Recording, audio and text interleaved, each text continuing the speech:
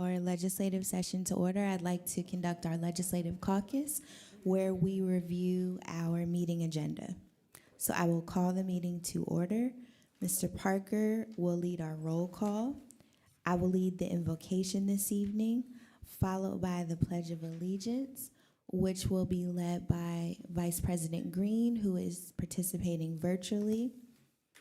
For communications, we are joined by Todd Vanderwoody, Executive Director of the Downtown Improvement District, regarding the annual St. Patrick's Day Parade. We will then move to courtesy of the floor, followed by the approval of minutes for the legislative session that occurred on February 25th, 2025. Next, reports of committees. I will deliver the first report on behalf of the Administration Committee on the work session of March 4th, 2025. Next, Vice President Green will deliver the next committee report on behalf of the Budget and Finance Committee on the work session of March 4th, 2025. And the final committee report that you will hear this evening will be delivered by Councilwoman Daniels on behalf of the Community and Economic Development Committee on the work session of March 4th, 2025. We do not have any ordinances for first reading. Ordinances for amendment, we have two. Bill 1 of 2025 and Bill 2 of 2025. Bill 3 of 2025, I will note during the legislative session as well, that requires additional publication and some additional hearings. We have two ordinances for final passage. That's Bill 1 of 2025, which we will vote upon, and Bill 2 of 2025, which we will vote upon. Again, Bill 3, we will address at a later time. It will remain in the Community and Economic Development Committee. Resolutions. Resolution 11 of 2025. We will suspend the rules for a brief discussion, and then we will vote upon. Resolution 12 of 2025, we will vote upon. Resolution 13 of 2025, we will vote upon. Resolution 14 of 2025, we will vote upon. Resolution 15 of 2025 will move to the Parks, Recreation, and Enrichment Committee. And Resolution 16 of 2025 will move to the Community and Economic Development Committee. Is there any old business for discussion, council members? Okay, Councilman Jones. Any other old business? No. Okay. New business, Councilman Jones and Councilwoman Rawls. Any other new business? Yes. Councilman Rodriguez, okay. Any other new business? Okay, and then we will adjourn.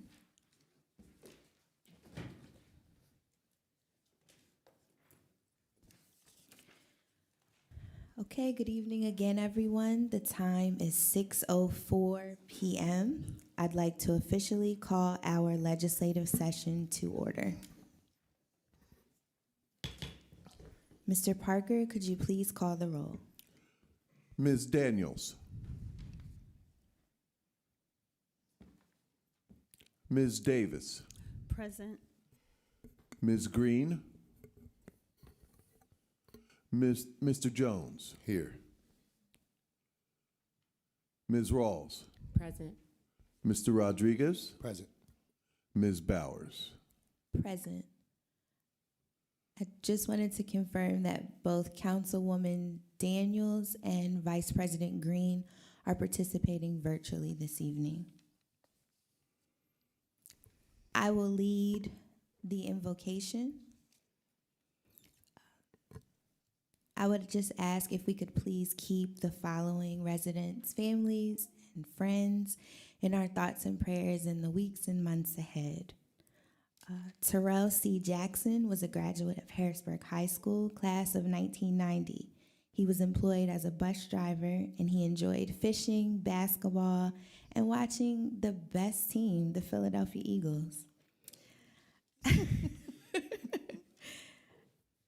Shakia Thornton was a graduate of Harrisburg High School. She was employed by UPMC Lower Paxton Family Practice. In her leisure, she enjoyed basketball, dancing, and drawing. April Robles was dedicated to extreme hip hop stepping. It became a journey that empowered her and those around her. April is remembered by her family and friends as a source of strength and guidance. Calvin Cobb was affectionately known as Champagne. He received his formal education in the Harrisburg School District. He was a proud member of the class of 1982. He enlisted in the United States Navy in 1984, serving 4 years on the USS Kidd. He was honorably discharged. He was a Phillies fan, an Eagles fan, good guys, and a Lakers fan. Calvin is remembered by his family and friends as a warm and caring person. If you all could please join me in a moment of silence as we remember the lives and legacies of these residents. Thank you. Vice President Green will lead us in the Pledge of Allegiance. Thank you. If we could all rise.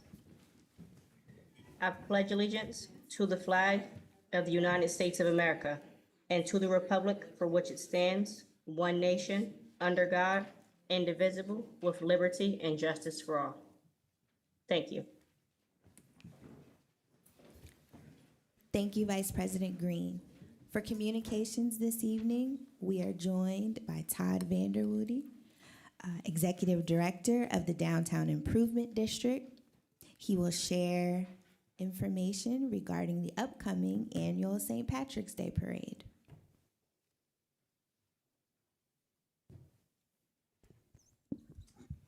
Thank you very much. Appreciate the opportunity to be here this evening.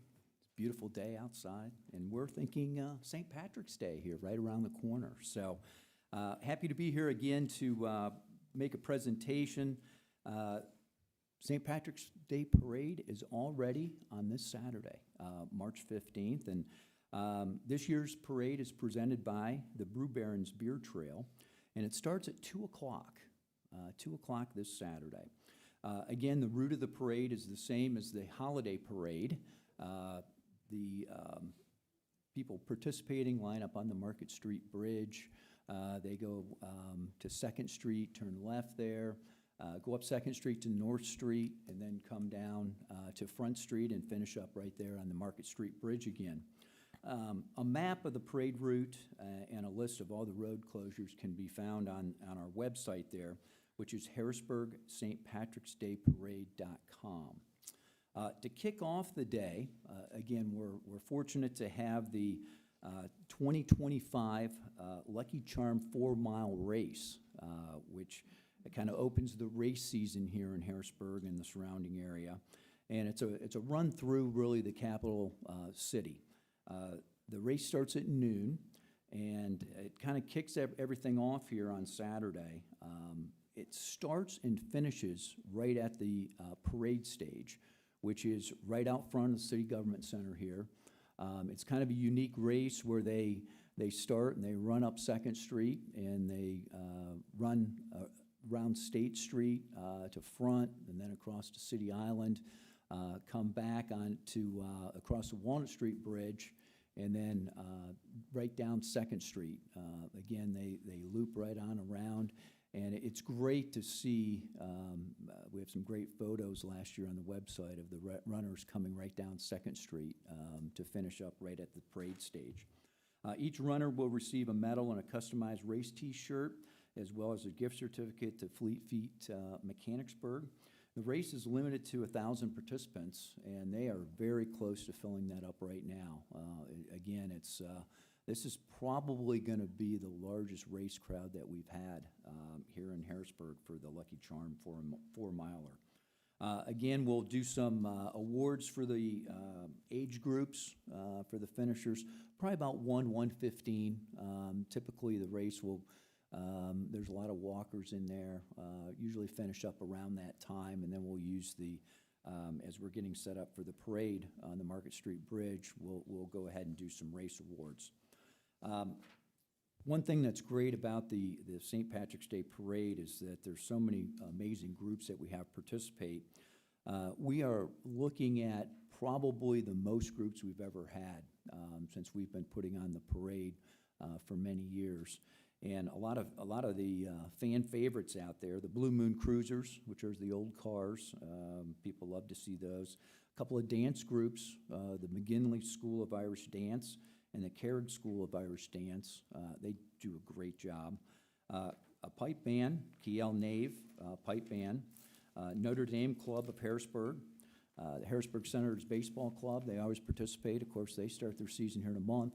Feels like they could play out there today, but they start next month. The Perry County Old Iron Collectors, which is a fancy name for all those old tractors that participate each and every year. People love seeing those. The Steel and Highspire Marching Band, Zembro Shrine, Nittany Highland Pipe Band. They come down from State College area to perform for us. And then, of course, for the kids, the fire trucks. Many fire trucks from the entire area participate in the parade. Of course, we couldn't do the parade or put it on without our generous sponsors. I'd just like to mention a few of them. I've already mentioned the presenting sponsor this year, the Brew Barons Beer Trail. We also have other sponsors, Ace Distributing, Explorer HBG, Cargill, Bourbon Street Saloon, JB Love Drafts Micro Pub and Nocturnal, Capital Blue Cross, Sheets, Zembies, the Pennsylvania Skill Games and Capital Vending, McGrath's, Mad Moose, Sturgis Speakeasy, Park Harrisburg, and the Fleet Feet. Again, sound will be provided this year again by Ross Productions. We're very fortunate to have them provide sound again. They've helped us out and the city out with the holiday parade each and every year, so we want to thank them. A little word about street closures. There'll be from 9 a.m. until 4 p.m. on this Saturday, March 15th. The Market Street Bridge will close around 11 a.m. Until 4 p.m., just for setup, and also the race runs right down the far lane of Market Street also, which is kind of neat. As we set up, the runners go by. Parking is available at the Market Square Garage at the corner of 2nd and Chestnut. Special event parking fee of $10, thanks to Park Harrisburg. And again, the website is harrisburgstpatricksdayparade.com. And again, I appreciate the opportunity to be here, and we look forward to seeing everyone downtown on this Saturday. Thank you. Thank you very much. Thanks. We will move forward with our meeting agenda. Next, we have courtesy of the floor. I just have a few housekeeping notes before we begin. If you're interested in offering public comment, you'll come to the microphone to my right, and you will have 4 minutes to share your comments. If you could please state your name and your address for the meeting record. If you don't feel comfortable sharing your address, please share the vicinity in which you live within the city. Mr. Parker will serve as our timekeeper. I will begin to my right. Is there anyone that would like to offer public comment?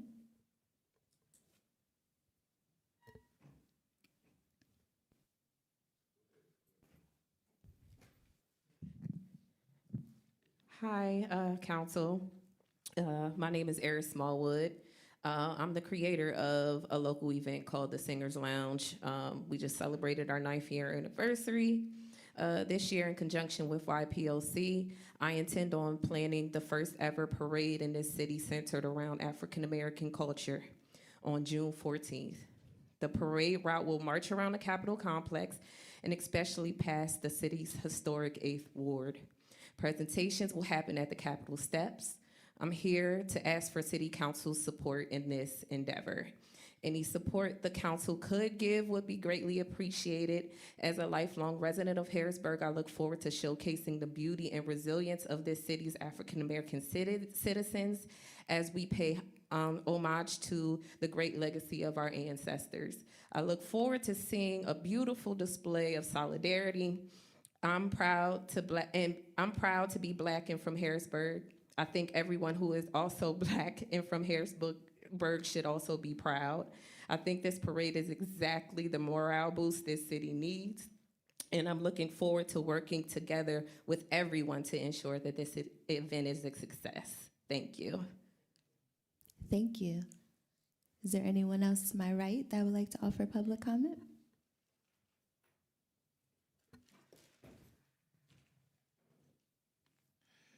My name is Jeff Glatt. I live at 322 North 2nd Street. I've lived there since September of last year. Prior to that, I was 23 years in another very large apartment building. This is my 6th opportunity to use courtesy of the City Council. Thank you very much. I was here in June, July, September, and last month. My message has basically been the same each time. The out-of-state landlord is getting special treatment and the tenant is bearing risks. I filed tenant-landlord complaints on 2 buildings I was living in at the time. One building with 360 apartments and another with 165. Both buildings had landlord ties to a very small New York hamlet of 30,000 inhabitants. For some reason, this Muncie, New York, Rockland County address has an oversized footprint on Harrisburg apartments, on the Harrisburg apartment market. For the 2 complaints I filed, no city citation was written. Without a citation, there is no possibility for a fine or dollar penalties to be assessed to the landlord. In a letter I wrote to the Patriot News titled "Compassion for Landlord," the editorial staff at Patriot News changed the title to "Harmony Tower Should Be Cited." The letter was published otherwise unchanged on February 27th, 2025.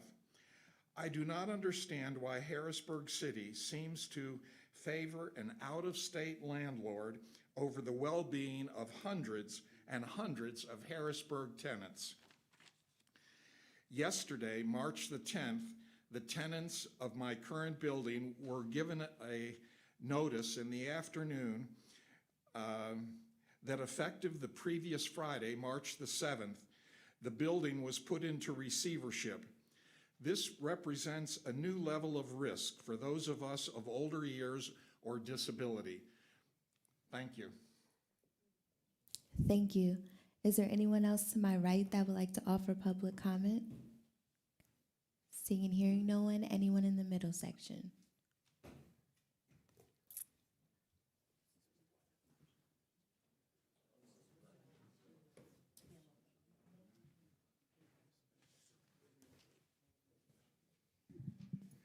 Good evening. I'm Doug Hill. I'm president of the Capital Area Greenbelt Association. I live at 709 Green Street here in the city. And I'm here tonight in support of Resolution 15 of 2025, which is a grant application of $150,000 to DCNR for trail funds to help us in our project to reconnect the trail in South Harrisburg. The grant application would augment the $1 million application the city submitted on our behalf to DCED back in November for an LSA grant. I understand it's going to be referred to the Parks, Recreation, and Enrichment Committee. We look forward to working with the committee to move that. Other than that, I will end my remarks, but when you get to that in the agenda, I'd be happy to answer any questions you have. Thank you. Thank you. Is there anyone else in the middle section that would like to offer public comment? Sure.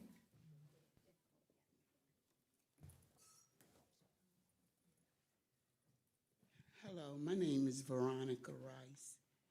I live in the city at 26 North 13th Street.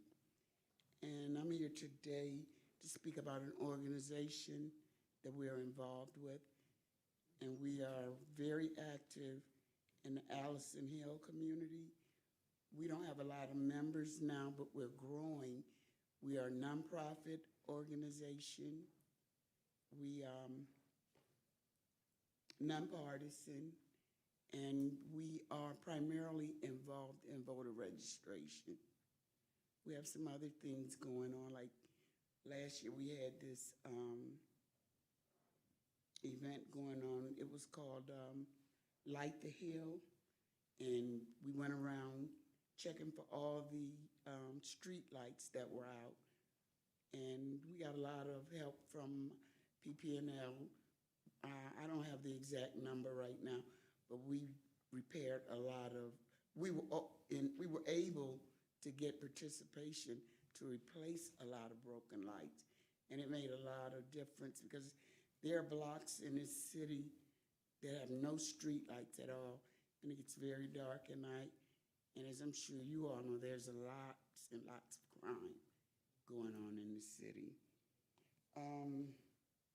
We have some other things going on, which Kate will tell you about.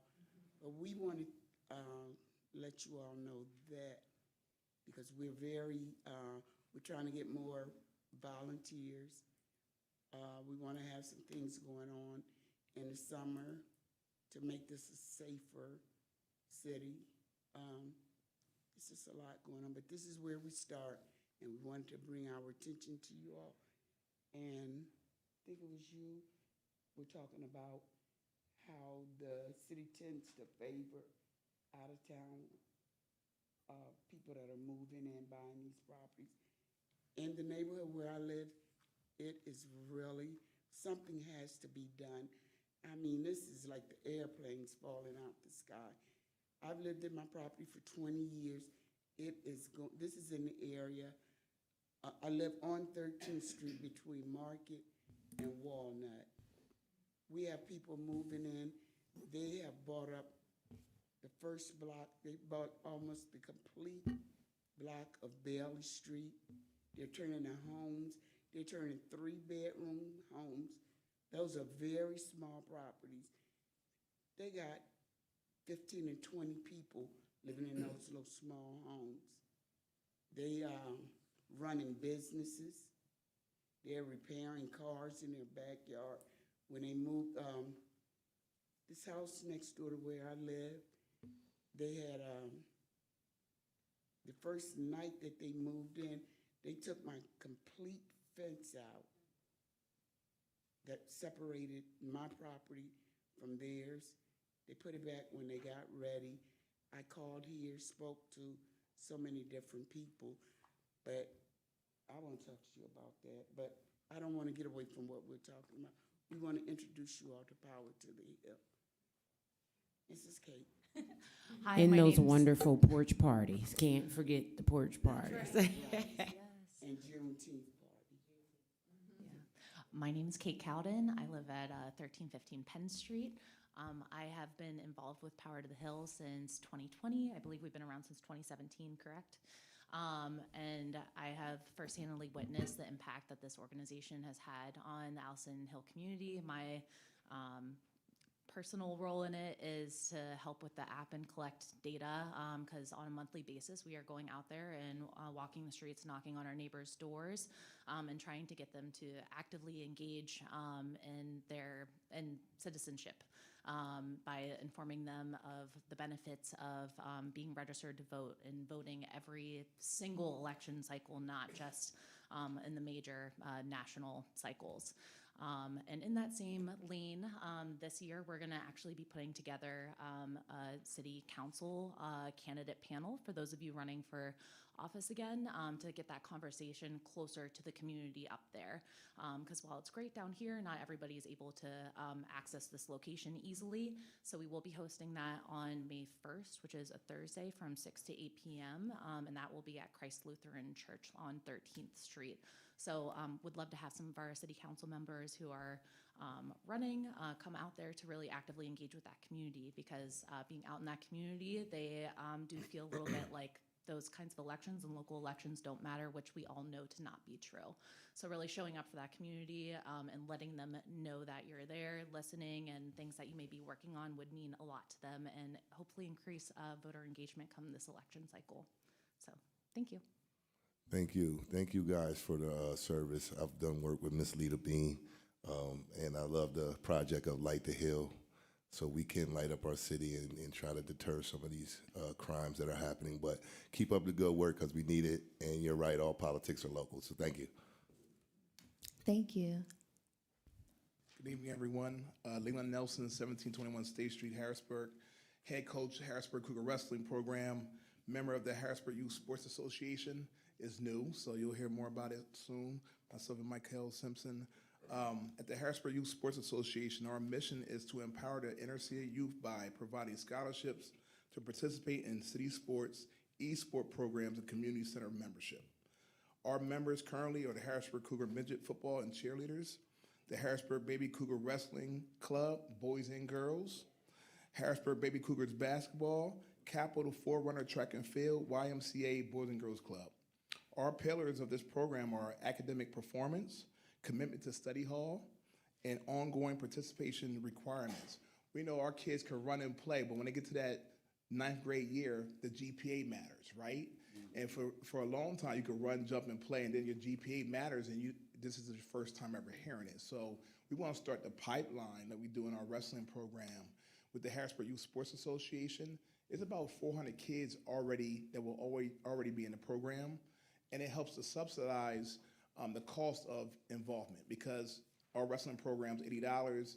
The midget football, baby Cougar football, maybe $225. Can we get it down by partnering with Parks and Rec? So we're asking you to support Resolution 11-2025 to support Parks and Rec. In other cities like Baltimore, Parks and Rec is a part of all the sports programs. So you help to subsidize, get the kids involved. They do pay a membership. So when they pay that membership, we synergize our whole community. So now when Coach Michael talks to that student athlete, they also talk to me because he's a wrestler and he's a football player. I see a lot of cross-pollination happening that will help our city get better. So, Michael, you want to talk about the budget? Thank you. How you doing? So I'm Michael Simpson. I live at 1416 4th Street. So like I said, I'm part of the association, and I'm just go down the numbers on how this can benefit our youth. So right now, if you look at the youth football program, it's for new members, $225, for returning, $200, for new cheerleaders, $345, and for returning, $100. So we're looking to cover 25 in each of those categories, which is 100 kids benefiting to play football. We look at the Capital Forerunners program, with their cost being $150. 25 kids will be able to participate in that, and that would only cost us $3,700. We talk about the Baby Cougars basketball program, which is already established for a few years, and they're doing very good. What we want to do is come in and be able to provide jerseys and trophies to kind of ease that burden on the participants in that program because it is a free program. And lastly, we definitely want to grow our wrestling program, and right now we can't because we don't have scoreboards to host meets, which is going to actually, benefit financially for us. So we would like to provide 4 scoreboards at a cost of $2,000 per scoreboard. And then when we look at our community centers, our YMCA and our Boys and Girls Club, if you look at the memberships for our youth, they're down, right? So we want to come in and provide 100 memberships to the YMCA and 100 memberships to the Boys and Girls Clubs for our youth. That way they're ultimately engaged full-year circle, not just within that moment of their sport. Quick question. Yes. So the fee for this, I heard you say free, but I thought at one point it would be like $100 and they'll be able to do dual sports. Is that? So the fee for a parent to buy into the program is $50. But what I'm saying is the Baby Cougars basketball program is already free. Gotcha. So their cost will come in for jerseys and trophies, and that's where we'll step in and ease that burden. Gotcha. I just wanted to make that clear. We'll suspend the rules for further discussion, but thank you both for sharing in the event that other council members have questions, that we can have a longer dialogue. No problem. Thank you. Thank you. Is there anyone else in the middle section that has that would like to offer public comment? Excuse me. Okay, seeing and hearing no one. Anyone to my left?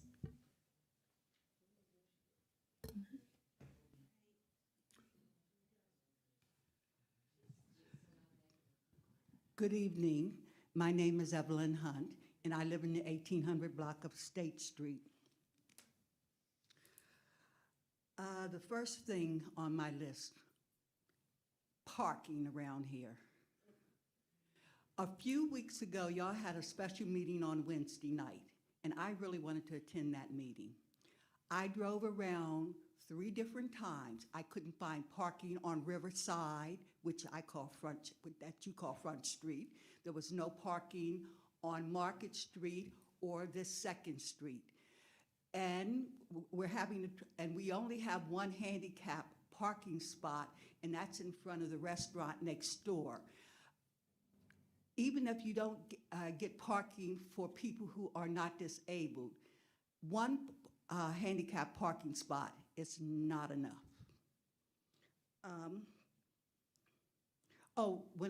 Because I couldn't come to that meeting, I decided I would go and make Capital Regional Water happy that night, and I went to their meeting instead. What they mentioned was not everybody in Harrisburg has gotten the new meters. And if you have not gotten the new meters, they're going to be putting a sum of money on your bill, which they will take off once you get the new meter. Okay. Parking enforcement. Next year when you do the budget, please give those people more people. Parking enforcement at best is not good. And there's no enforcement of parking after 3 o'clock. People have trouble getting out onto main streets because people are up against the corners. That's dangerous. Okay, sidewalks. When the lighting is poor, a lot of these sidewalks, it's not a matter of them needing to be replaced. They need to be lifted. I see money being for other things in the city, but we also need to get these sidewalks lifted so it's safe for people to walk, especially in areas where the lighting is not good. Now, my favorite thing is after 18th Street, the engineers that were here back in the 50s, 40s, or whatever, forgot about from 18th Street up to the city line. We have no curbing on Walnut Street. We have no sidewalks, or the sidewalks that are there are scarce. People should not have to walk in the street to go up Walnut Street. We have no curbing. You can find money to put fancy curbing going up 7th Street, up Front Street. Can't we get something up in Allison Hill? Okay. Oh, the man that spoke about St. Patrick's Day, did you say, or whoever? Oh, well, did he say, was it free parking that day? Oh, no, I'm not going to be there. Okay. Okay, the next thing, this is a question. This is not a statement. Earlier, no, I think it was last year, we had a major storm in Harrisburg. It did a lot of damage up in Reservoir Park along the state hospital grounds. Who do these properties belong to? And did we get any funding from the county or anyone? Because it's a hot mess when you drive through Reservoir Park or you go down, what do you call that? The bypass.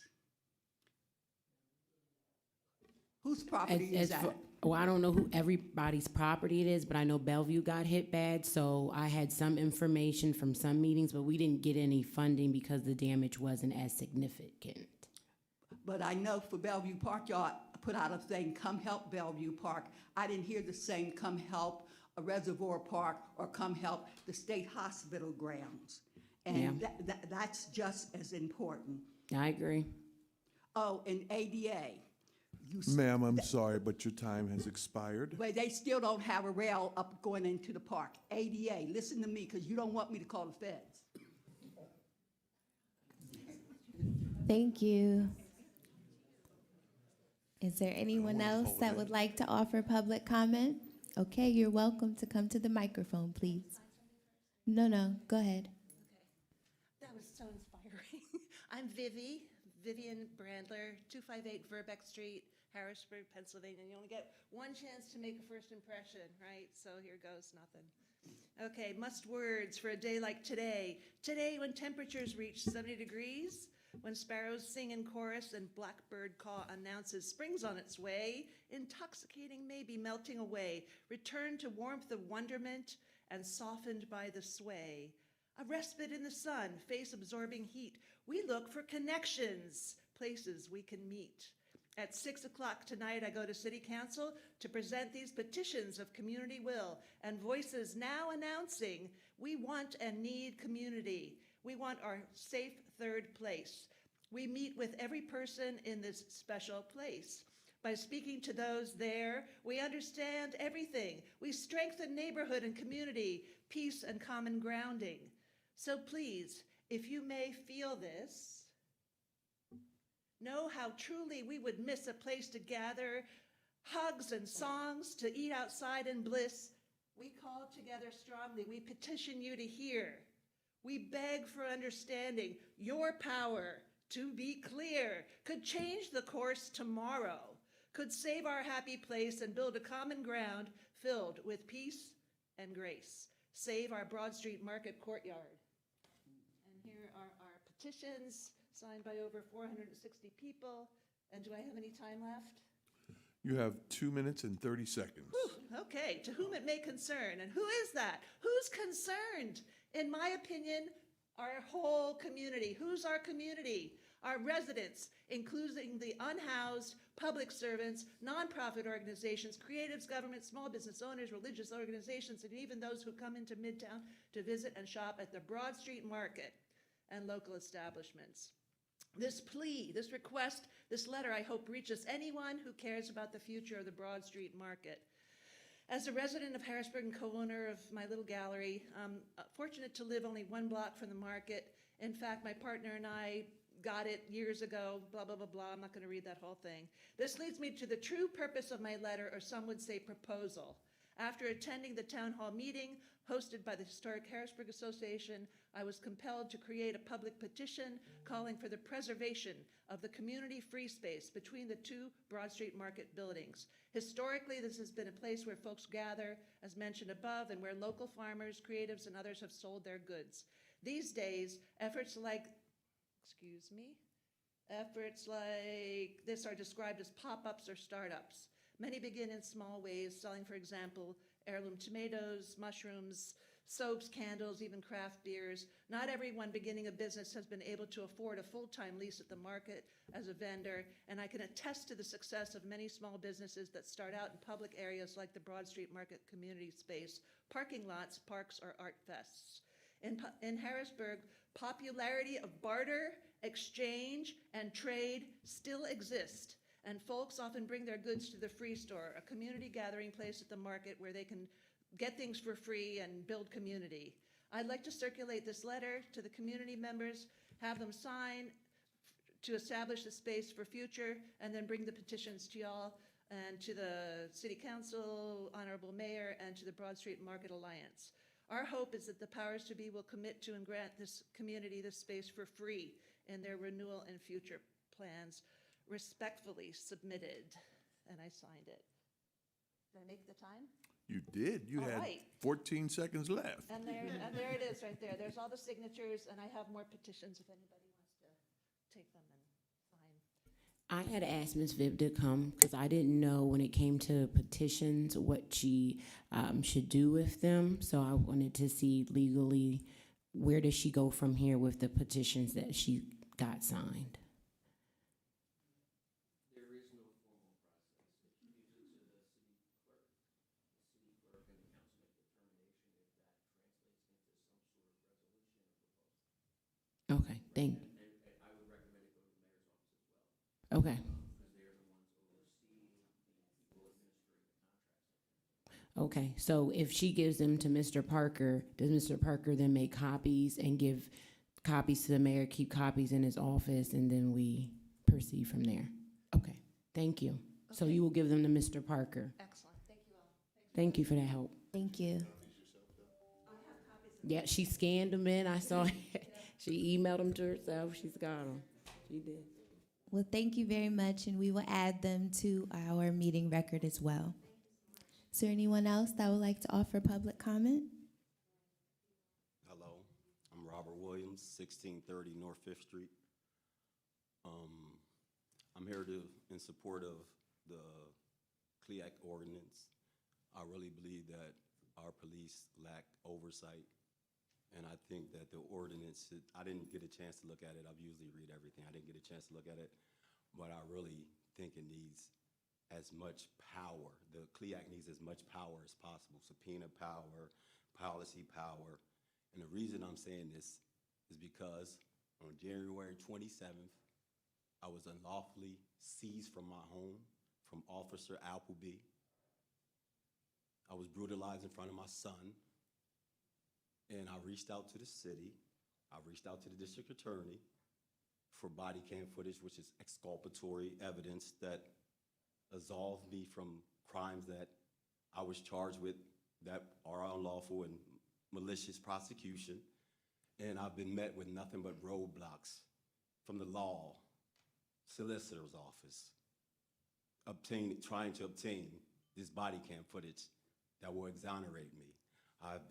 They have used Act 22 as a weapon to hide things. I put an Act 22 request. They wait to the last day to deny it. We need more oversight. I'm in full, complete support of CLEAC having as much power as possible under PA law, because this is ridiculous that someone that didn't do anything wrong is ripped from their home and it's on body cam. And I get a call from IA, Internal Affairs Detective Fetzer, who is so incompetent at his job that 3 weeks after this happens to me, he calls me on a casual call, riding around on a cell phone. He speaks to me, and it doesn't seem like he's trying to do anything but help me at all. He sounds like he's on a reconnaissance mission to see what I have against the city, to protect them against this liability. And he asked me questions that he should have done himself. He asked me, do I have footage? Did I speak to the neighbors? What do they have? What did my son do? He's asking me things that he should investigate. And when I ask him the process, how does this process work? Even though I know how the process works. So after you're done with your investigation, Officer Fetzer, what's the process? His response, I don't know. I just do the investigation. I have too much on my hands to do more than that. So I asked him, have you ever seen the process through to its finality? He says, no. Not one time? No, I don't believe that to be true. But that's what he tells me. Our whole conversation was nothing more than him trying to discourage me from holding these police officers accountable. Officer Appleby, an unknown sergeant, and another officer. So I could go on this for the whole 4 minutes, but I'm gonna leave it at this, and I would love to speak with the public safety chairman, and I'll yield for the rest of this. Thank you. Is there anyone else that would like to offer public comment? I don't want to miss anyone if there is. Okay. Seeing and hearing no one, we will move forward with our meeting agenda. Next, we have the approval of minutes for the legislative session that occurred on February 25th, 2025. Council members, are there any revisions to those meeting minutes? Okay, seeing and hearing none, the minutes stand approved. Next, we will have the reports of committees. I will deliver the first report on behalf of the Administration Committee on the work session of March 4th, 2025. On Tuesday, March 4th, 2025, the Administration Committee met to discuss 2 bills and 3 resolutions. First, Bill 1 of 2025 is an ordinance amending Chapter 2-515 Citizens Law Enforcement Advisory Committee of Title II Administrative Code to grant City Council exclusive appointment authority over the Citizens Law Enforcement Advisory Committee. Bill 1 of 2025 was drafted at the request of Harrisburg City Council. I shared background information regarding the Citizens Law Enforcement Advisory Committee, or CLEAC. Council members shared comments in support of the bill. Council members feel the Citizens Law Enforcement Advisory Committee will build and repair relationships with the Bureau of Police. The Citizens Law Enforcement Advisory Committee will provide accountability and authority. The delay in appointments on behalf of the mayor has been frustrating. Council members are supportive of the effort and movement. The time has come. An effort to get this done began with former Councilman Cornelius Johnson. The community service aides are supposed to work hand in hand with the members of the CLEAC board. Next, we discussed Bill 2 of 2025, an ordinance forgiving and discharging 2024 city real estate taxes, including interest, penalties, and costs, and striking off tax liens for certain historically tax-exempt properties.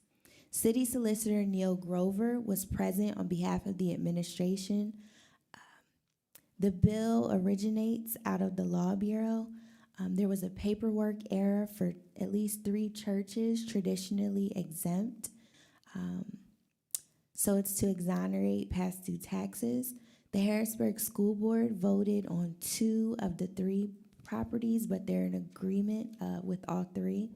The Dauphin County Commissioners have taken action on all 3 of the properties, so the city of Harrisburg would be next. Council members asked the following questions. What is the value? What is the dollar amount being forgiven? Are there any properties refunded for 2024?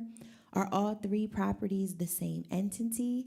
And do we expect more requests? There was also a request made regarding additional details on each of the properties. Resolution 12 of 2025, a resolution authorizing the city of Harrisburg to negotiate and enter into a professional services agreement with Conrad Siegel Incorporated to provide actuarial services to assist the city in negotiations of certain collective bargaining agreements. City Solicitor Neil Grover was present on behalf of the administration. The ASME and FOP contracts expire on December 31st, 2025. Council members asked the following questions. How far does this relationship span? Solicitor Grover responded that the relationship spans prior to 2014, following a series of receiverships. Resolution 13 of 2025 is a resolution authorizing the city of Harrisburg to negotiate and enter into a landowner grantee agreement with the Dauphin County Conservation District in furtherance of the 2024 countywide action plan riparian buffer project.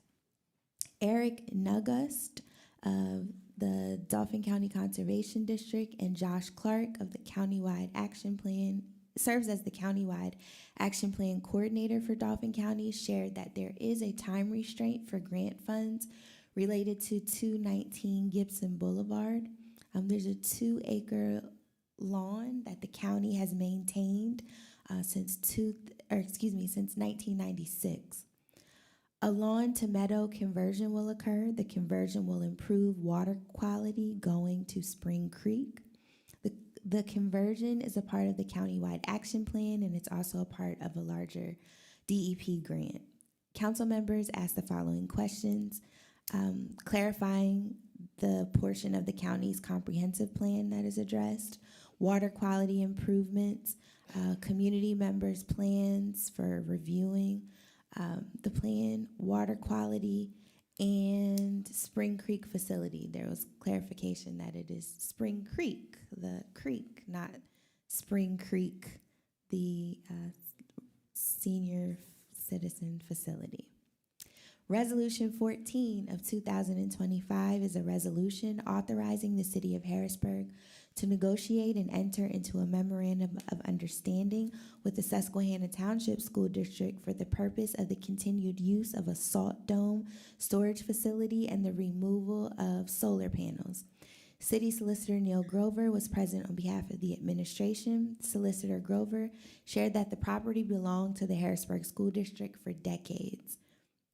On January 31st, 2025, the property transferred ownership. The solar panels must be removed within 90 days of closing or no later than April 30th, 2025. Council members asked the following questions. Are these the same panels from Wild Heart that were moved in 2020, which Solicitor Grover confirmed that they were the same panels, but they are not very useful? Would we be able to utilize Public Works to assist in the movement? Wrapped and stacked value in parts, we would need someone qualified to render an opinion as to why the panels are valuable. It would be a $100 fee for 1 year, and this would be covered under our general liability that we already have. There was a discussion, rather, about the restoration plan for Governor's Square. For 222 units, Federal Uniform Location Act temporary payment must be made to the tenant.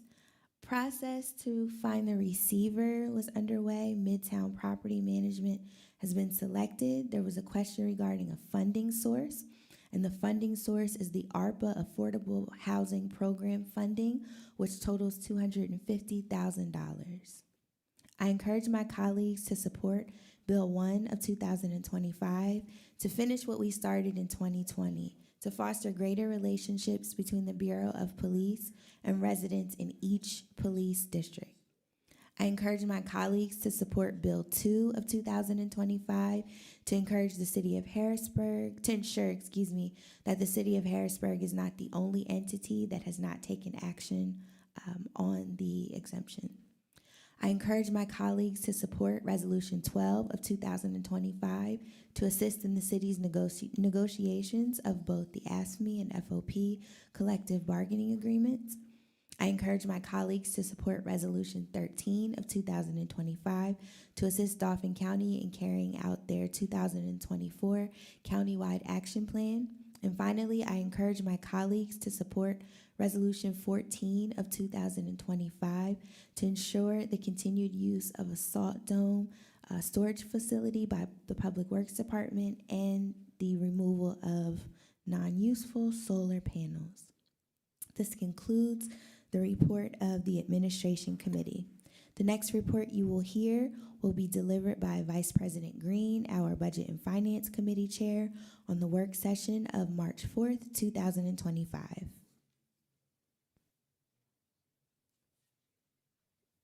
Thank you, President Bowers. During the work session of March 4th of 2025, the Budget and Finance Committee discussed one piece of legislation, Resolution 11 of 2025. Resolution 11 of 2025 is a resolution approving the second proposed 2025 budget reallocation, appropriation, and allocation of certain funds. It is proposed that the city will direct $250,000 as an initial funding commitment to Governor Square in order to appoint a qualified receiver over those properties operating as residents at Governor Square. We had a presentation by Solicitor Grover, who explained that this was the first step in a long process, but it would allow for work to begin to be done for residents living in this property. Solicitor Grover did share that the city would recommend a local company, Midtown Property Management, to assume this role, but it would ultimately be up to the courts. This money would be coming from the $8 million that was originally ARPA funds that council directed towards affordable housing development. My colleagues expressed their understanding for the need for these funds, as well as the need for a receiver to ensure we take care of the residents who are still residing at Governor Square. Solicitor Grover did note that the city would be able to recover these funds in the future from the owners of the property. The second part of this resolution was for $500,000 to be moved to cover short-term litigation obligations and commitments. Council President Bowers did also note that she would be offering an amendment to fund the Harrisburg Youth Sports Association. This concludes my report, and I would recommend my colleagues support this resolution. Thank you. Thank you, Vice President Green. The final committee report you will hear this evening will be delivered by Chair Daniels on behalf of the Community and Economic Development Committee on the work session of March 4th, 2025. Chair Daniels. Thank you. The Community and Economic Development Committee met on March 4 to discuss Bill 3-2025, which is an ordinance that amends the location 640 Ulrich Street it changes it from an industrial zoning to residential medium density. The home is a residential brick home, but because of GIS oversight, it was included in the industrial zone. There are several other homes that are similarly situated. And because of its industrial zoning, it has made it difficult for the owner to sell or use the property to its full capacity. So because this is a rezoning, it does have additional notice requirements to the public. So we'll follow those in terms of proceeding to correct this error for this property and perhaps other properties that are similarly situated. And that concluded the business for the committee on Tuesday. Thank you, Chair Daniels. We do not have any ordinances for first reading. Ordinance for amendment, we have two. Bill 1 of 2025, Mr. Parker, could you please read it into the record? Yes, Bill 1 of 2025, an ordinance amending Chapter 2-515, Citizens Law Enforcement Advisory Committee of Title II Administrative Code to grant City Council exclusive appointment authority over the Citizens Law Enforcement Advisory Committee. Thank you. Bill 2 of 2025, Mr. Parker, could you please read it into the record? Yes, Bill 2 of 2025, an ordinance forgiving and discharging 2024 city real estate taxes, including interest, penalties, and costs, and striking off tax liens for certain historically tax-exempt properties. Thank you. And if you're following along with our agenda, as we noted, Bill 3 of 2025 will remain in the Community and Economic Development Committee for additional discussion. Next, we have ordinances for final passage. Bill 1 of 2025. Mr. Parker, could you please read it into the record? Bill 1 of 2025, an ordinance amending Chapter 2-515, Citizens Law Enforcement Advisory Committee of Title II Administrative Code to grant City Council exclusive appointment authority over the Citizens Law Enforcement Advisory Committee. Thank you. Council members, are there any final questions, comments, or concerns related to Bill 1 of 2025? Okay. Seeing and hearing none, Mr. Parker, could you please call the vote? Ms. Daniels. Yeah. Ms. Davis. Yes. Ms. Green. Yes. Mr. Jones. Yay. Ms. Rawls. Yes. Mr. Rodriguez. Yes. Ms. Bowers. Yes. Bill 1 of 2025 passes unanimously with a vote of 7 yeas to 0 nays. Thank you.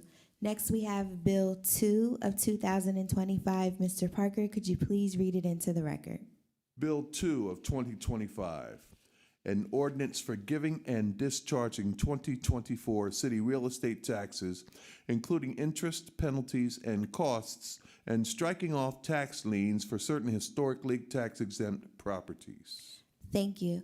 Council members, are there any final questions, comments, or concerns related to Bill 2 of 2025? Okay, seeing and hearing none, Mr. Parker, could you please call the vote? Ms. Daniels. Yes. Ms. Davis. Yes. Ms. Green. Yes. Mr. Jones. Yay. Ms. Rawls. Yes. Mr. Rodriguez. Yes. Ms. Bowers. Yes. Bill 2 of 2025 passes unanimously with a vote of 7 yeas to 0 nays. Thank you. And again, Bill 3 of 2025 will remain in committee for further discussion. We will now move to resolutions.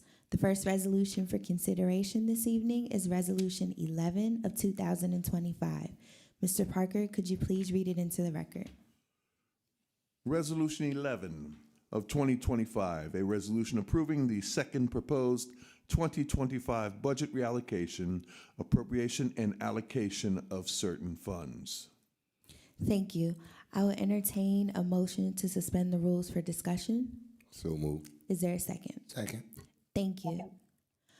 I will defer, Vice President Green, I know you can't see us, but I'm going to invite Mr. Leland Nelson and Mr. Michael Simpson to join us for further discussion on the Harrisburg Youth Sports Association.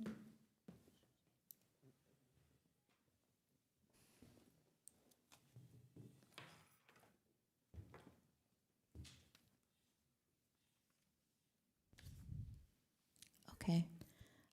I'll lead the discussion due to Vice President Green not being able to see us. This isn't her committee, though. Okay. Would you like me to lead the discussion?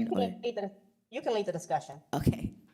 All right. So thank you, guys. I know you both shared information during the public comment portion related to the mission.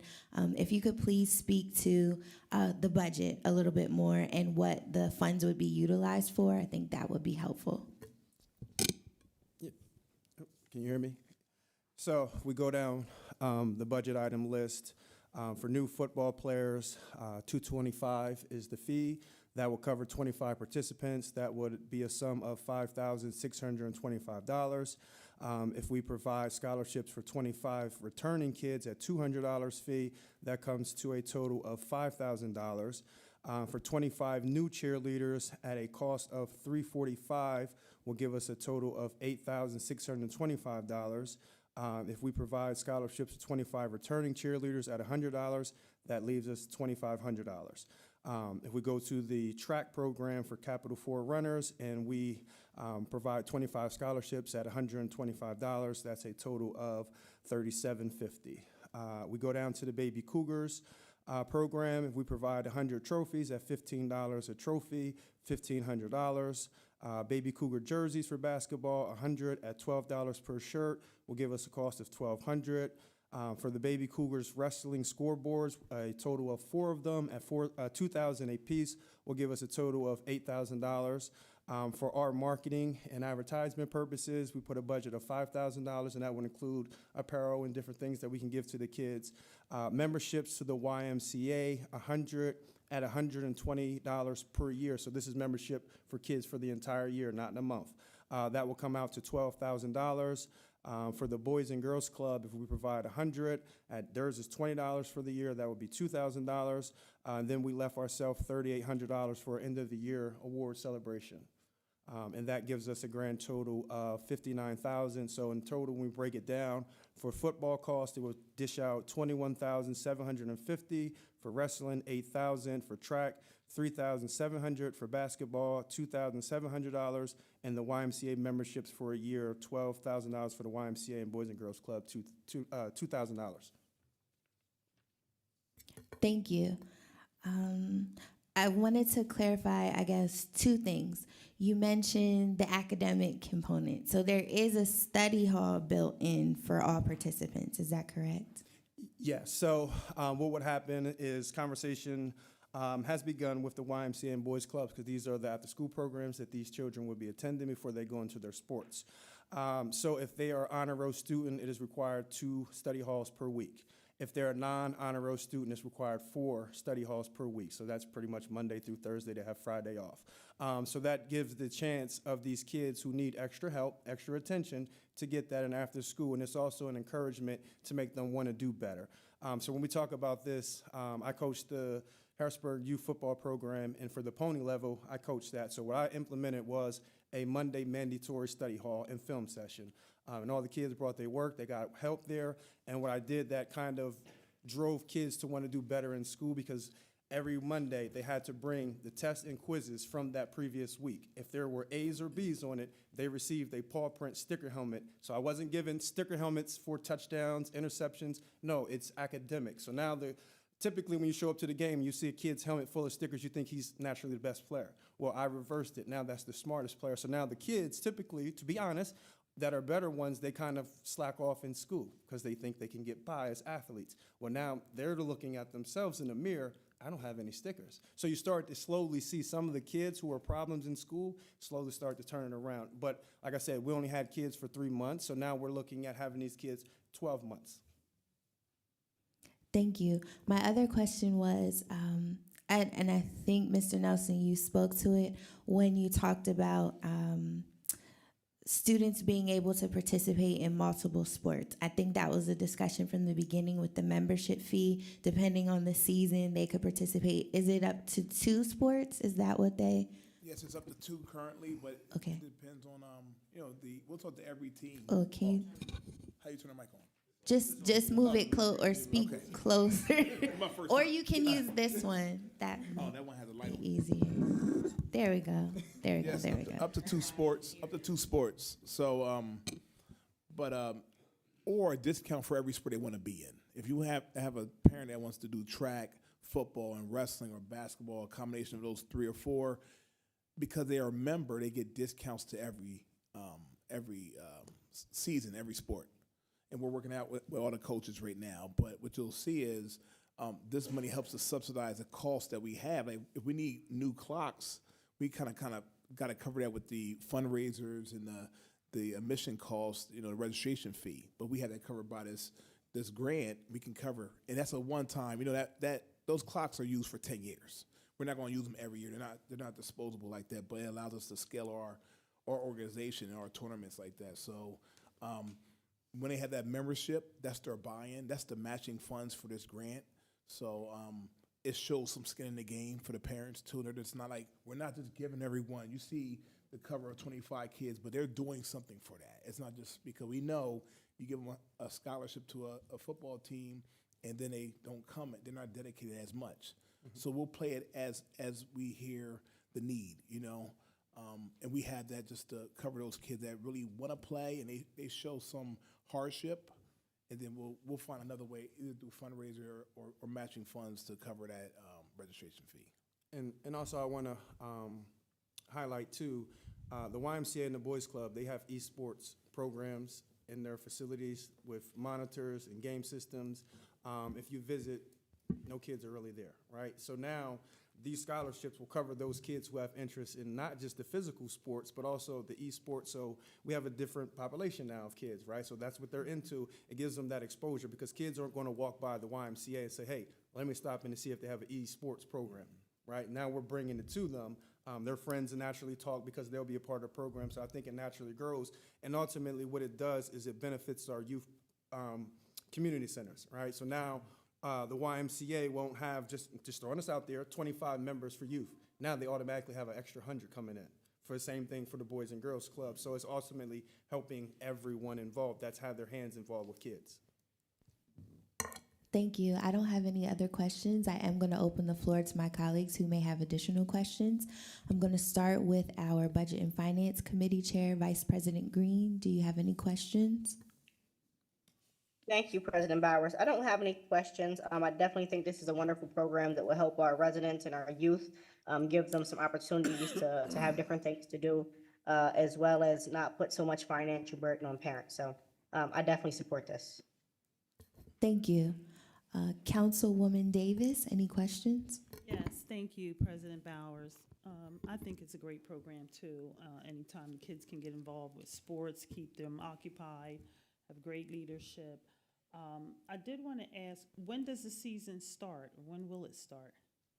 There's always a season starting, so Depends on the sport. Yeah, depends on the sport. We just ended wrestling, but now track and baseball is happening. Okay, so ongoing. Yeah, it's ongoing. Yeah, so it's Always ongoing. So starting. if we look at the beginning of the year, basketball is wrestling's in. Then you transition into track, and then you Okay. transition into football. So, Okay. yeah, so the kids will be active, but these memberships also allow them to go when it's their off season. So it's not, hey, you're just playing football, so you have this advantage. No, if that's the only sport you play, you still have access to these facilities for the next 7-8 months until your sport comes back. Okay, and so the cheerleaders also coming in for the summer. Yeah, so this is all boys and girls. This And isn't girls, like okay. just strictly boys. Okay. And then how soon are you looking to receive the scoreboards? As soon as possible? I mean, for our scoreboards, we have about 5 or 6 months before we need them, but Okay. we have some now, but this helps us scale our tournaments. Our tournaments bring in 500 kids to the city of Harrisburg, John Harris campus. Councilman Rawls knows about this. It's all day. We welcome you out. Come at 7 a.m. and stay till about 5 p.m., but it's a great time, and we're able to host in those tournaments. So you have to have a certain amount of scale to do that, and that's limited us to date, but we'll get it with these scoreboards. We can actually go out there for those bigger tournaments in the area. Okay, thank you. Thank you. Councilwoman Rawls, any questions? Thank you, President Bowers. Good evening to you both. I'm glad you're here to speak on this. I just want to remind council that we already said yes to this during budget season when we made amendments to the budget. So it's our chance to bring it back up because it had got vetoed. So now we can actually do what we need to do and bring this back because it's essential to our community. I will say this, if we look in our surrounding community, there's districts that already do this. Susquehanna has a youth sports association, Lower Dolphin, East Pennsboro. There's many of them that have this, so it's just our time to do this. It's way past that, and my daughter wrestled this year. If you haven't watched girls or women's wrestling, please. It is so exciting. But I see the hard work that Mr. Simpson and Mr. Nelson put into the program and all the coaches. So I think that we see what's happening with our youth. And I always say, you all always hear me scream from the mountaintops about youth and programming and giving them these opportunities. So I'm in full support. I don't have any questions. I'm just excited. I can't wait to see it grow and the many sports you will bring into it, such as volleyball, maybe even competitive swimming. There's just, we do need to we got Jackson lit. Let's put it to work for now.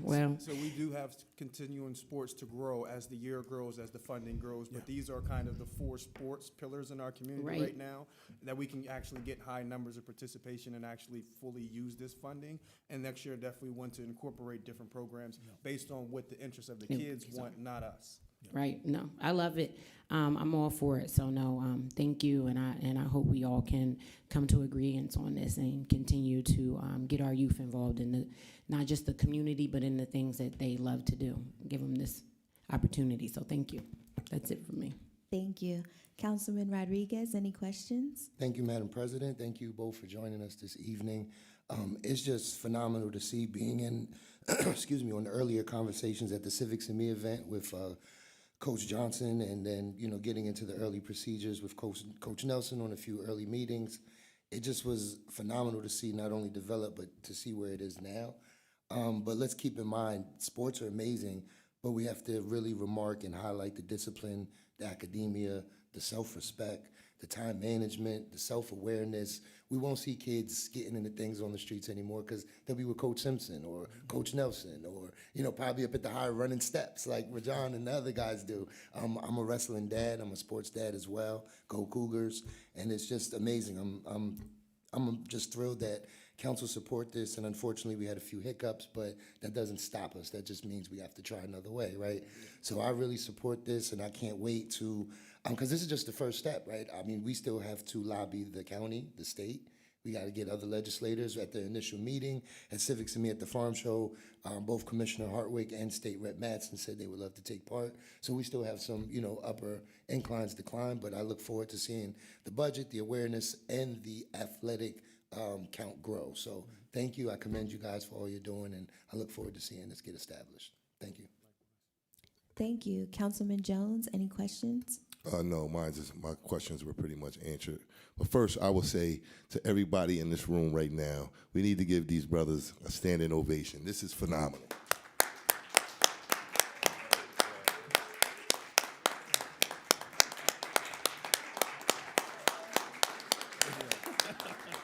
This is what we mean when we're talking about taking pride in our community and stepping up instead of complaining about things and doing something about it. You guys have a great group of people with you. Hanif Johnson, the Honorable Hanif Johnson, Amici Walker, Mr. Michael Juice Simpson, Mr. Leland Nelson. These guys are very athletic, and not only that, they are highly educated. And this is what we mean by giving back to our community. You guys have the passion. I know it, Michael, you've been at this for a very long time. You're very passionate about our youth and the sports. But the greatest thing is, as Councilman Rodriguez talked about, is the academics. You know what our reading levels are like. You know what our graduation rates are like. And you guys have been there. You've went to college. You played sports in college. You've taken your careers to other levels. This is phenomenal. And again, I commend you guys on this, and you definitely have our full support. So thank you. Thank you. I don't want anyone to think I missed Councilwoman Daniels. It looks like she exited from the meeting. She was on virtually, so I didn't miss her. Are there any other final questions or comments, council members? I just wanted to echo those sentiments again, and when the residents are saying, why not do something for the youth? Why not? We hear you, we're taking action, and this is that very first step. So thank you, guys. Thank you, Appreciate council. you guys. Yes, Thank you. And thank you again. Do you have contact information? I also wanted to, because I think you're a business owner, aren't you? Yes. Don't you have, is it Dirty Dog? Yes. Those seeds of wealth and entrepreneurship can also be dropped into our children's. That's another asset. I would love to see that done, and I know you're going to do it. Thank you. Thank you. Thank you, everyone. Thank you for your time. Thank you. At this time, I will entertain a motion to resume our legislative session. So moved. Is there a second? Second. Thank you. So before us, we have Resolution 11 of 2025. Mr. Parker, can you please read it one more time? Resolution 11 of 2025, a resolution approving the second proposed 2025 budget reallocation, appropriation, and allocation of certain funds.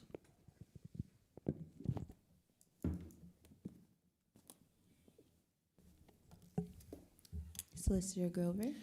Just for the clarity of it, this amendment was not vetoed. It's in the budget. It just didn't have who the money was going towards.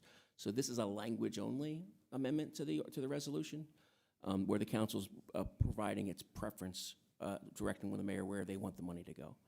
And then we would work with the applicant to get the information to put it into a document, so the money would then have details to it. It does have to have some level of detail into it.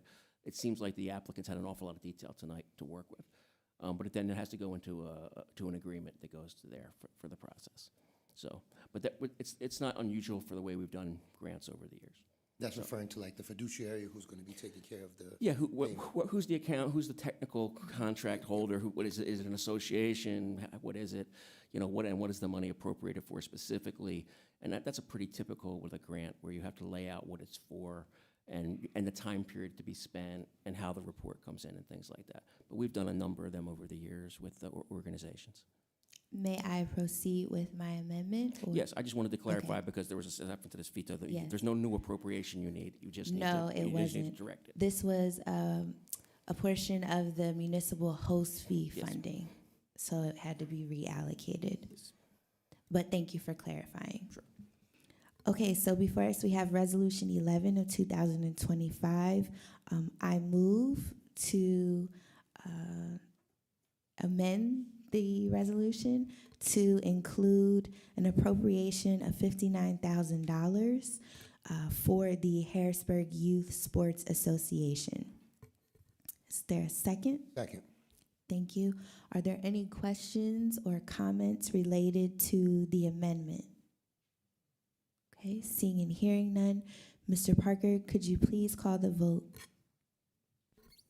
Now, this vote will be on the amendment.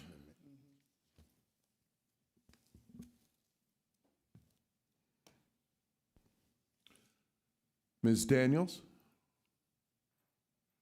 Ms. Davis? Yes. Ms. Green? Yes. Mr. Jones, Yay. Ms. Rawls, Yes. Mr. Rodriguez, Yes. Ms. Bowers. Yes. The vote on the amendment of Resolution 11, 2025 has passed unanimously, 6 yeas to 0 nays, with including one absence. Thank you. So we don't need another vote or the resolution as amended? Well, the way you did it, you need to I have know one I as do, amended. because I so- did it. Yeah, I did it. If we'd sent it down in writing already, Yeah. we would have substituted, so. Okay, thank you for clarifying. So now we have Resolution 11 of 2025 as amended. Mr. Parker, could you please call the vote? Ms. Daniels, Ms. Davis, Yes. Ms. Green, Yes. Mr. Jones, Yay. Ms. Rawls, Yes. Mr. Rodriguez, Yes. Ms. Bowers. Yes. Resolution 11 of 2025 in its amended form has been passed unanimously, 6 yeas to 0 nays. Thank you. Next, we have Resolution 12 of 2025. Mr. Parker, could you please read it into the record?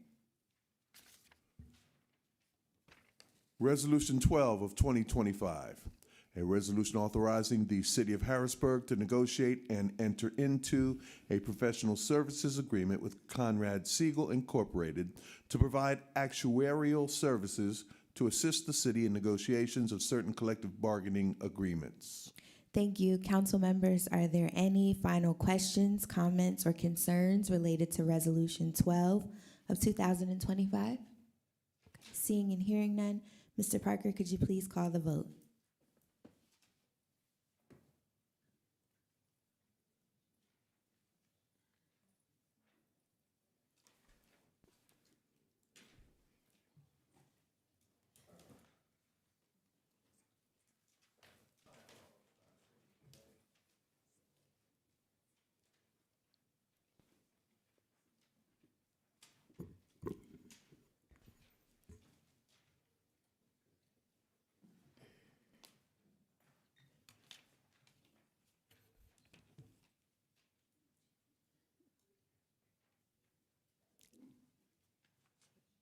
Ms. Daniels,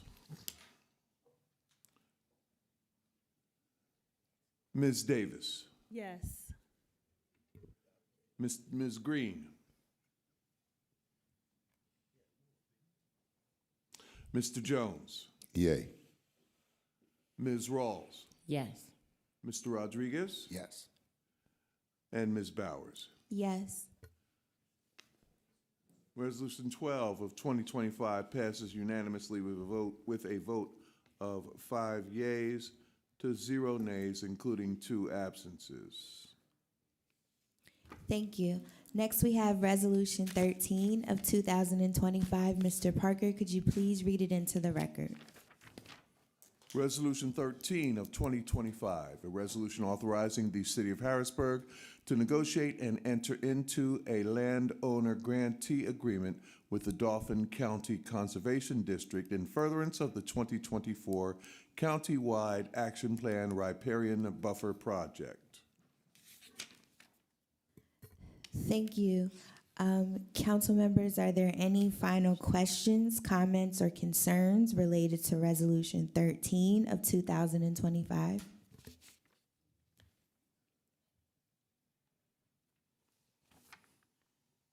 Seeing and hearing none, Mr. Parker, could you please call the vote? Ms. Daniels, Ms. Davis, Yes. Ms. Green, Mr. Jones, Yay. Ms. Rawls, Yes. Mr. Rodriguez, Yes. Ms. Bowers. Yes. Resolution 13 passes unanimously with a vote of 5 yeas to 0 nays, including 2 absences. Thank you. Next, we have Resolution 14 of 2025. Mr. Parker, could you please read it into the record? Resolution 14 of 2025, a resolution authorizing the City of Harrisburg to negotiate and enter into a memorandum of understanding with the Susquehanna Township School District for the purpose of the continued use of a salt dome storage facility and the removal of solar panels. Thank you. Council members, are there any final questions, comments, or concerns related to Resolution 14 of 2025? Seeing and hearing none, Mr. Parker, could you please call the vote? Ms. Daniels? Ms. Davis? Yes. Ms. Green? Mr. Jones? Yay. Ms. Rawls? Yes. Mr. Rodriguez? Yes. Ms. Bowers? Yes. Resolution 14 of 2025 passes unanimously with a vote of 5 yeas to 0 nays, including 2 absences. Thank you. Next, we have Resolution 15 of 2025. Mr. Parker, could you please read it into the record? Resolution 15 of 2025, a resolution authorizing the submission of a grant application to the Pennsylvania Department of Conservation and Natural Resources Community Conservation Partnership Program Non-Motorized Trail Grant Program in conjunction with the Capital Area Greenbelt Association for up to $150,000 for funds to relocate a portion of the Capital Area Greenbelt in South Harrisburg. Thank you. Resolution 15 of 2025 will move to the Parks, Recreation, and Enrichment Committee. Our final resolution for discussion this evening is Resolution 16 of 2025. Mr. Parker, could you please read it into the record? Resolution 16 of 2025, a resolution approving the preliminary/final land development plan for 1103 South Front Street submitted by Eden Villages of Harrisburg to construct a transitional housing development for homeless individuals featuring 32 individual tiny homes, a 2,400 square foot community center, offering services for residents and associated site and access improvements. Thank you. Resolution 16 of 2025 will move to the Community and Economic Development Committee. Old business, Councilman Jones. Thank you, President Bowers.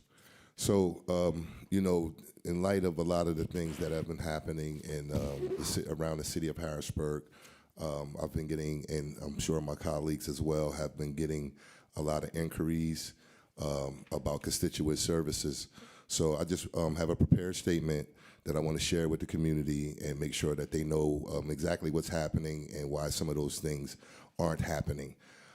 Restrictions on direct communications with city departments are slowing down constituent services. When Harrisburg residents reach out to their elected officials, elected city council members with concerns, whether it's about potholes, public safety, or trash collection, they expect action. They trust that their representatives can communicate directly with the right departments to get answers and solutions. But behind the scenes, a troubling roadblock is making this process far more difficult than it should be. Harrisburg Mayor has restricted City Council from communicating directly with department directors, meaning that when residents raise concerns, council members must first go through the mayor's office instead of speaking with the employees who oversee this issue at hand. This policy is not just inefficient, it undermines the way local governments is supposed to work. Why this matters to you, city council members, are public elected officials, meaning that we work directly for the people of Harrisburg. We are the only part of the city government that residents elect to represent their interests. One of their most important roles in handling constituent services, taking community concerns, finding answers, and helping residents navigate through the city government. By requiring all communication to first go through the mayor's office, this policy effectively slows down response times for residents, issues by adding unnecessary layers of bureaucracy, prevents council members from getting direct answers from city departments. It turns basic city services into political battles where action may depend on approval from the mayor. Weakens the role of city council, removing its ability to serve the public effectively. In short, if a resident reports an issue to their council member, that council member should be able to pick up the phone and call the appropriate department and get an answer. Forcing everything through the mayor's office makes government slower, less responsive, and less accountable to the public. So I just want everybody to be clear. A lot of the things that you guys come to council with, we definitely try to reach out and solve a lot of your issues. But as I stated, there's a lot of roadblocks, and I think you guys should be made aware of that. Thank you. Thank you. New business, Councilwoman Rawls. Thank you, President Bowers. Before our session today at 6 o'clock, our legislative session, myself and a few other council members had a press conference about two newly positions that are coming to the city, senior and junior youth commission advisors. So just in case no one caught the press conference or you may not see it, I don't know what everybody's technical ability is or who watches what TV. I wanted to make sure I said something at tonight's meeting to announce these positions are open. You can apply at Harrisburg, PA. I want to make sure I'm saying right. Yes, harrisburgpa.gov/careers. And you would be direct mentors with our youth in ages 11 to 18, or I would say middle school to high school level. Where you will be helping them engage in their civic duty within the community and understanding that they are our future leaders. We have to pass the baton, and what better way but to start doing that now and getting them to understand what their civic duty is. So if you are interested, please apply. The application is live now. City Council is so thrilled to have implemented these two newly part-time positions. So thank you. Thank you. Councilman Rodriguez. Thank you, Madam President. Just wanted to announce we are gearing up for Hotspot Saturday season. It'd be a great initiative. Coach Simpson have some of the players out. Coach Nelson brings a few out. We have wrestlers out and things. So if they need community service or you just want them to engage more, it'd be a great opportunity for them. The dates would be April 19th, the Ethel Alley, May 10th, Midtown, June 14th, the Uptown area, July 26th, North Harrisburg, August 23rd, South Allison Hill, and September 13th, we will conclude at Southside Harrisburg. All cleanups are 10 a.m. to 12, and for further information, please reach out rrodriguez@harrisburgpa.gov and come participate and take part in this award-winning Hotspot Illegal Dumping Mitigation Initiative. Thank you. Thank you. Councilman Jones. Thank you. I'm back again. This time with some new business and more in light to kind of piggyback off what we just did with Resolution 11. This is another opportunity for our youth in the community to get involved and find something else to do, building up their skill sets. So I just want to read this out so you guys are aware. Enroll now in WBSC is construction management class in Harrisburg. Are you ready to take your career in construction to the next level? The Watson Bates School of Constructions, which is abbreviated WBSC, is bringing our next construction management class to Harrisburg, running from March 20th to May 8th of 2025 on Thursday evenings at UPMC campus from 5:30 p.m. to 8 p.m. This program is designed for aspiring construction professionals, small business owners, and anyone looking to build a future in the industry. Learn essential skills in project management and scheduling, cost estimating, bidding strategies, construction law and contracting, OSHA safety standards, business development and certification, MBE, DBE, YWBSC, BSC. We don't just teach construction, we create opportunities, pipelines to wealth, and pathways to success in an industry that shapes our communities. The location, again, will be at UPMC campus. The dates are from March 20th to May 8th of 2025. The time is from 5:30 p.m. to 8 p.m. Make sure their limited spots are available, so make sure you can secure your seats. And if you need to reach out to anyone, you can definitely email me at ljones@harrisburgpa.gov.